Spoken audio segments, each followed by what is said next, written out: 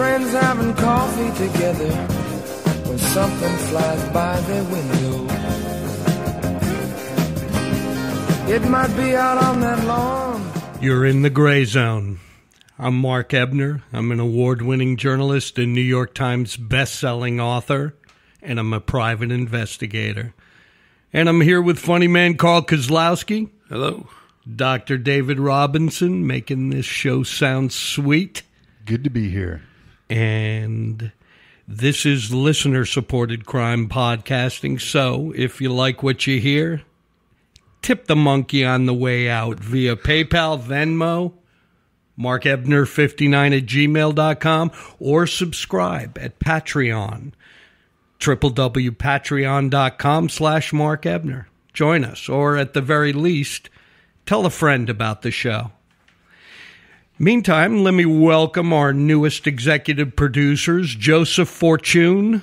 That's Fortune. How would you pronounce that? Fortune or Fortune, if he's an Italian guy? Pronounce that. I'd say Fortune. Yeah, let's just call him Joey Fortune, all right? He's a former hero firefighter from my hometown of Dirty Providence, Rhode Island. Welcome, Joseph.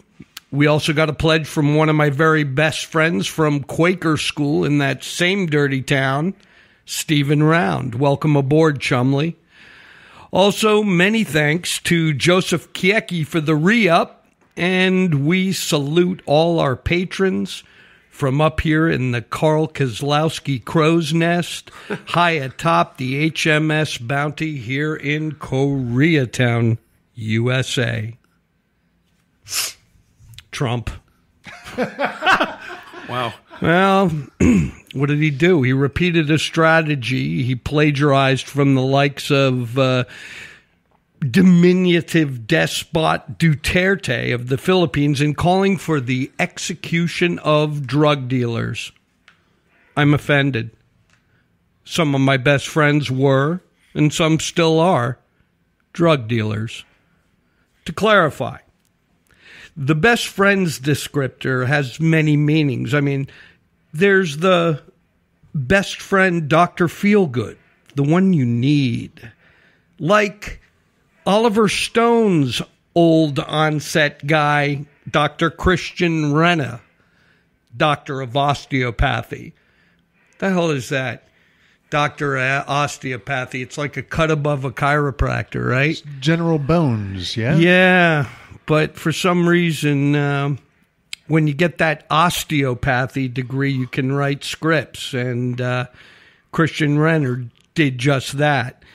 When I outed him as Oliver Stone's old onset guy, Christian Renna, he came at me. He wrote a letter back to the magazine I outed him in.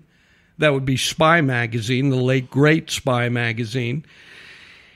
And he wrote a letter to the editor instructing me to bend for my procto exam so he could find my head and laugh in my face.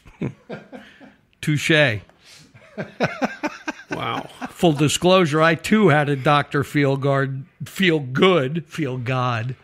God, it feels like God. I too had a Dr. Feelgood during the nightmare years following a motorcycle wreck that found me strung out on opiates. That's the word, by the way. It's opiates. I don't like the word opioids, you know? I like opiates. It's like... Well, it's if I'm not mistaken, the different opioids refers to the strictly chemically derived, made in a lab. There is no actual derivation from opiates. Oh, so they sort of mirror actual opiates. Yeah, it's the chemical twin that's made in a lab. Yeah, well, I'm not going to say opioids because it bothers me. It's like the word unguents. There's some words I just don't touch. Anyway, my Dr. Feelgood was and probably still is a prominent practitioner operating a high-end pill mill in Beverly Hills. I'm not going to name him. Nice guy. And he's a death merchant. He's peddling Vicodin, Percocet, and Norcos to the strung out set. 100 Bliss missiles at a time. Hell, he was even Anna Nicole Smith's primary care guy for a while. Well, we saw how that ended up. Yeah. Anyway, I was so deep in that addiction then, even this Dr. Feelgood had to cut this junkie off. Something about a DEA flag on my prescription. Anyway, good thing, right? Probably saved my life. Oh, thank God for legal marijuana. It's kept me off narcotics ever since.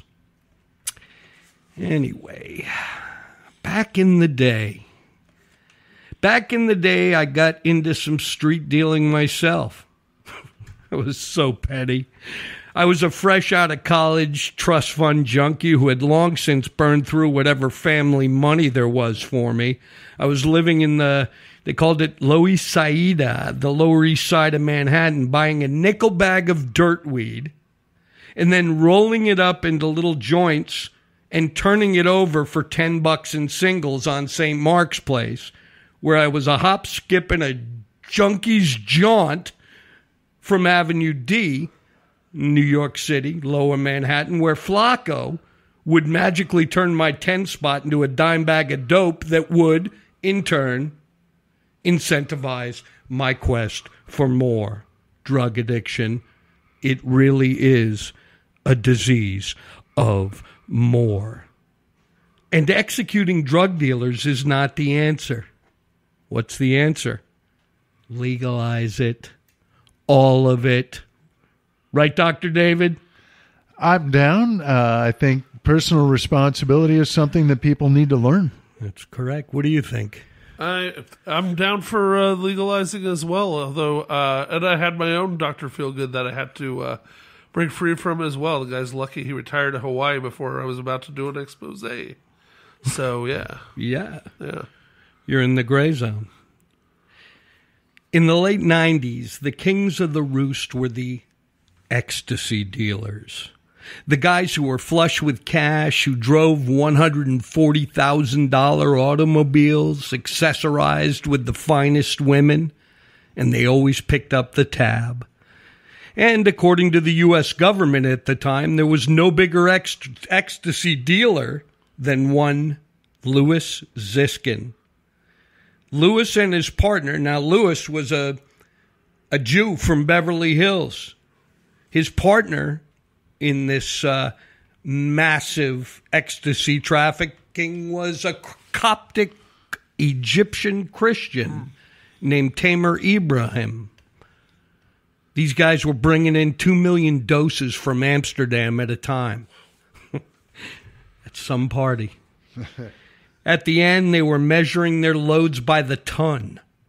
So that millions of millennials in glitter face could suck on pacifiers and dance all night with wild abandon at their nearest rave party.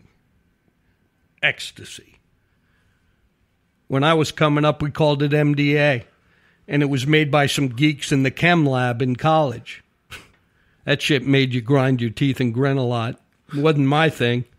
I mean, I'm very susceptible to hallucinogens, and I can't remember having a good trip, to be honest with you. And even MDA, the precursor to ecstasy, which became Molly, I guess. Right. I'd hallucinate off it. And like I said, I never was a big hallucinogen fan to begin with. In fact, I cannot remember a trip that I enjoyed. To each his own, I guess. So, Louis Ziskin and his partner Tamer got popped in 2000. A couple of underlings ratted them out, and they got twin 30-year sentences. These guys were in their late 20s. They were in the prime of their lives. Well, I met Louis at Safford Federal Penitentiary some years back while researching my book, 6 Degrees of Paris Hilton. I walked in, I flashed my tin, You know, being a PI, it has its merits, especially when you're going to visit people in state or federal prison. They let you in, they give you a room, they sit you down, they unshackle the convict, and you can sit and have a conversation and record it, you know, so it's nice. The perks of being a PI. Anyway, I walked in, and there he stood, Louis Ziskin, thermal underwear shirt, khakis, ripped like an Adonis Jew with a suntan. First thing I said to him was, well, first thing he said to me was, who the fuck are you? First thing I said to him was, man, I want to do your time. I was looking at him. He looked good. He smiled, and then he gestured over to where Anthony Pellicano, ex-Hollywood PI, sat. He was sitting there in the cafeteria. Louis told me that Pellicano was broke and had some tapes for sale. Well, I wasn't there for the tapes, nor did I have near enough to float to make the offer. I was there for Louis Ziskin's story about how he became the ecstasy kingpin of the world. And you can read that chapter, X-Men, in 6 Degrees of Paris Hilton. But, you know, one thing he was telling me, and he told me a lot, was about Hollywood drug lawyer Ronald Richards, Esquire. Now, if you look up Ronald Richards, you'll see that he prides himself on his ecstasy acquittals.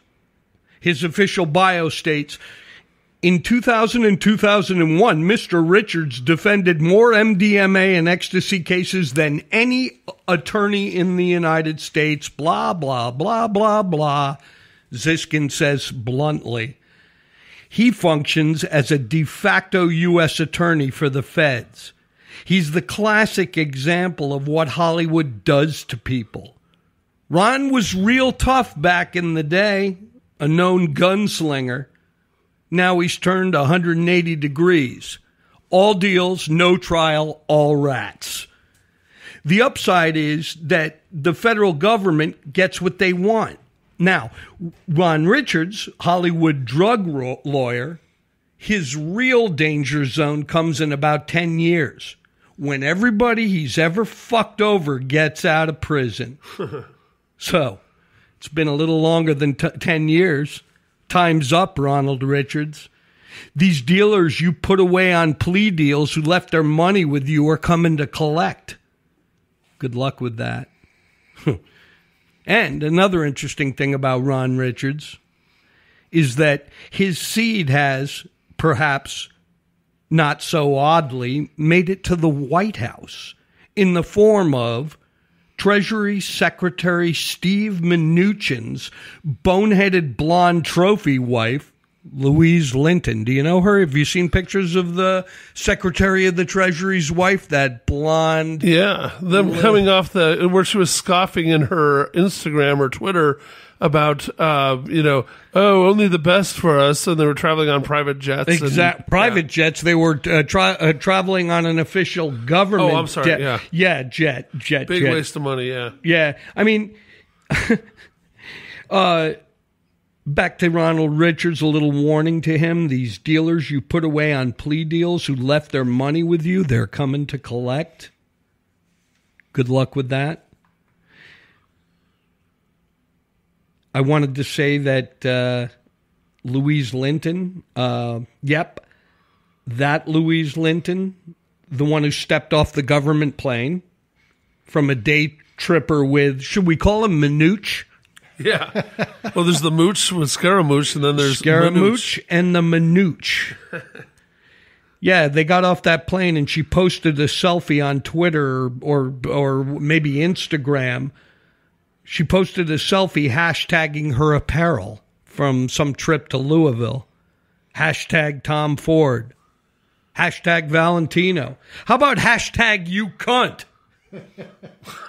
I guess the joke is on Steve Mnuchin. Like his boss, Trump, who got sloppy thousands from a porn star. Ugh. Our Treasury Secretary got sloppy seconds from a rat fuck Hollywood drug lawyer. Rats. See how they run.